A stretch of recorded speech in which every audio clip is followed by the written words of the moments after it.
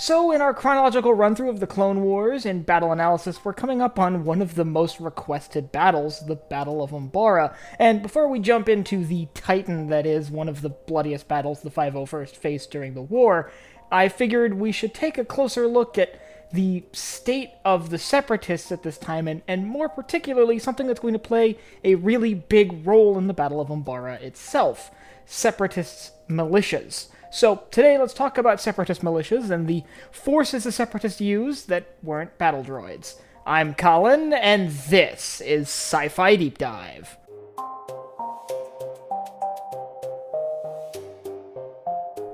Remember, if you enjoyed this video, to head down below and hit that subscribe button.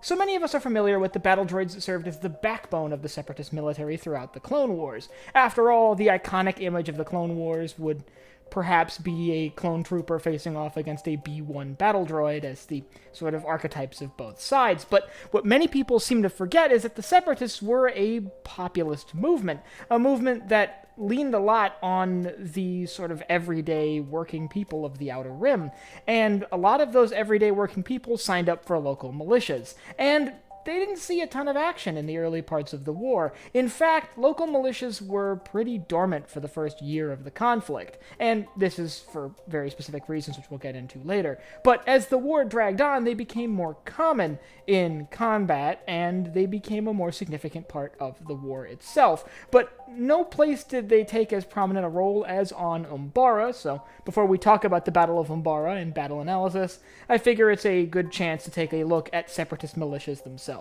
So, yes, the backbone of the Separatist military was battle droids, the various droid forces we see deployed by the Confederacy of Independent Systems throughout the conflict. But it wasn't the entire military, in fact, far from.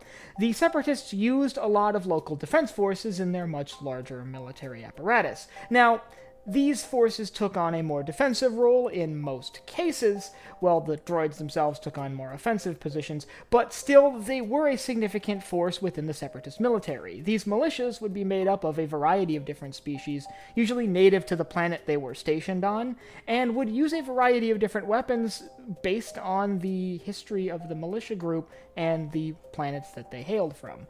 A perfect example of this would be the Umbarans during the Battle of Umbara. They were defending their own planet using their own technology, and while you can see, looking at things like their fighters, that they'd been branded with the Separatist seal, they were not standard issue Separatist military apparatuses, and they weren't using standard E5 blaster rifles that we see the battle droids using, or anything like that. They were using their own equipment and their own tactics and their own soldiers to defend their homeworld. But the Umbarans weren't particularly unique in this case. A lot of worlds under Separatist control held their own militias that were designed to defend the world against attack, be it from the Republic or any other force. And these militias would report directly to Separatist command and would be roped into the Separatist military apparatus if need be. Now, I mentioned earlier that they didn't see a lot of action in the beginning stages of the war, and let's talk about that. If you remember from my video on the first year of the Clone Wars, it was characterized by a lot of sweeping Separatist offensives,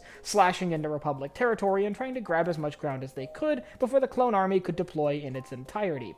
This meant that for the first year of the war, basically every battle was a Separatist offensive, with them trying to seize key Republic worlds, and in many cases succeeding. As such, these militias didn't see a ton of combat. As I mentioned before, these militias are mostly defensive forces designed to defend their homeworld, like the world of Umbara.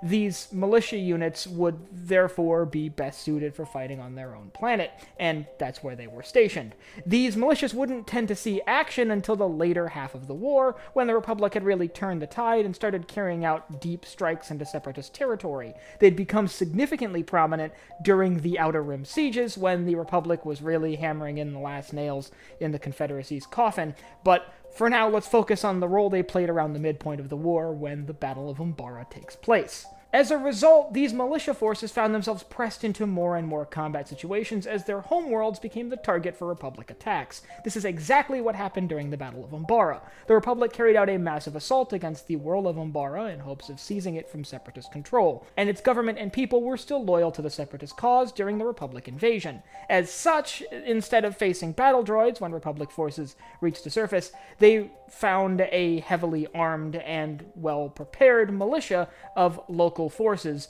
to meet them in the field of battle. And once again, this would be the case on a lot of worlds that the Separatists held that were under Republic assault during the later days of the war. Now, it's also worth noting that these militias never fought alone and could rely on the support from the overarching Separatist military in a logistical capacity. We see during the Battle of Umbara that the Separatist navy is still heavily involved in operations in orbit and resupply operations to prop up the militia forces on the ground, likely supplying them with more standard issue equipment as the battle dragged on, although we never see that directly. That being said, though, Umbara is certainly not the last place we see Separatist militias fighting instead of battle droids, and this trend would continue and become more prominent as the war dragged on all the way through to the end of the conflict. And now, many of you may wonder why exactly these factions and these people, the people of Umbara and many other worlds in the Outer Rim, sided with the Separatists, and to understand why they would take up arms for a military that's mostly battle droids and seems to have some questionable morals, you have to understand the crisis that started this whole war, the Separatist crisis. And if you want to learn more about that, I'll leave a link up here to my video on what the Separatist crisis is. And I'd like you to let me know down in the comments whether you think a variety of different planetary militias is a help or a hindrance to the Separatists. On first glance, it seems like it'd be a help. It's more bodies for the war effort, but each of these different militias have their own command structure, their own equipment, they need their own supply chains, and their own unique logistics, which would complicate the logistical side of fighting a war. So, do you think the gains are really worth the cost of organizing all of these basically independent small militaries? And if you have anything else you'd like to see me cover in Star Wars, you can let me know down below in the comments. Last but not least, if you enjoyed this video, head down below, hit the like button, the subscribe button, and the bell icon so you get notified when I upload new videos. So for Sci-Fi Deep Dive, I'm Colin, and I will see you next time.